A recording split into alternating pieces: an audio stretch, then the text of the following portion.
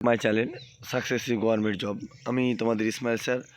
আজকে খুবই একটা ভেরি ইম্পর্টেন্ট কথা বলতে চলে এসেছি, একদম খুবই ইম্পর্টেন্ট কথা।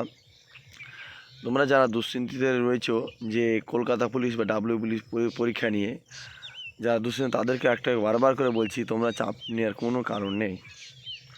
পরীক্ষার ডেট তো একটা বলে দিয়েছিলাম, পরীক্ষার ডেট তোমাদের সেপ্টেম্বর মাসে ফার্স্ট উইকে হচ্ছে, তারপরে পুজোর পর সব তোমাদের ডাব্লিউ পরীক্ষা এগুলো হচ্ছে।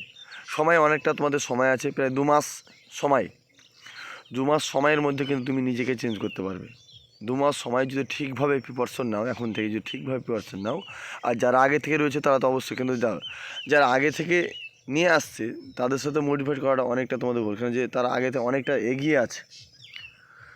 একটা জিনিস তুমি ভাবছো যে পরীক্ষার এক্সাম ডেট দেখ তখন পড়াশোনা শুরু করব, সেটা না।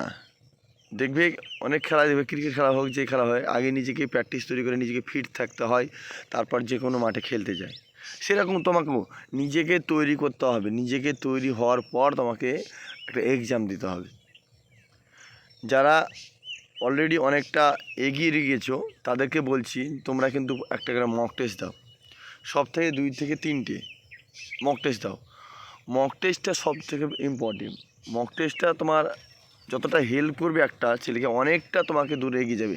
কারণ একটা মক টেস্টে কোন জায়গায় তোমার ভুল হচ্ছে এবং কোন জায়গাতে তোমার নাম্বার কম হচ্ছে, সেসব নাম্বারগুলো তুমি কিন্তু দেখতে পাবে এখানে। একটা উইক পয়েন্ট, এটাই সবচেয়ে প্লাস পয়েন্ট। তোমার যে মক টেস্টে তোমাকে খুবই একটা হেল্প করবে। যারা নতুন ভাবছো যে এখনও পড়াশোনা করেনি, নতুন পড়ছো, তাদেরকেও বলছি মক টেস্ট তোমরা কিছুটা দেওয়ার চেষ্টা করো। মক টেস্টে তোমাকে জানাবে যে কোথা থেকে কোন সিলেবাস থেকে পড়ছে। পরীক্ষাটা অত সহজ না যে একটা পরীক্ষা, তোমাকে বারবার বলেছি যে পরীক্ষা দিয়ে যায় ছেলে পেলে মাত্র 10% ছেলে, 90% ছেলে তোমার কী হয়, মানে যে ঘাড়ে ব্যাগ ঝুলিয়ে যায়। এটাই বাস্তব কথা। এটাই যারা রেগুলার অ্যাকচুয়ালি পড়াশোনা করে না, তারাই দেখবে প্রতি বছরই পাস করে, দেখবে পাস করে থাকে। কিছু ছেলে কি 0.5 একের জন্য এগুলো বাদ যায়। তারাকে বারবার করে বলছি, তোমাদের সুযোগ আছে, সম্পূর্ণ সুযোগ, এটা একটা কাজে লাগাও। বারবার যে ফেল হয়েছে, ফেল থেকে কিন্তু নিজেকে মুক্ত করে দাও। যে অবশ্যই আমি এই 2024 সালের মধ্যে আমাকে এই পরীক্ষাতে পাস করে অবশ্যই দেখাবো।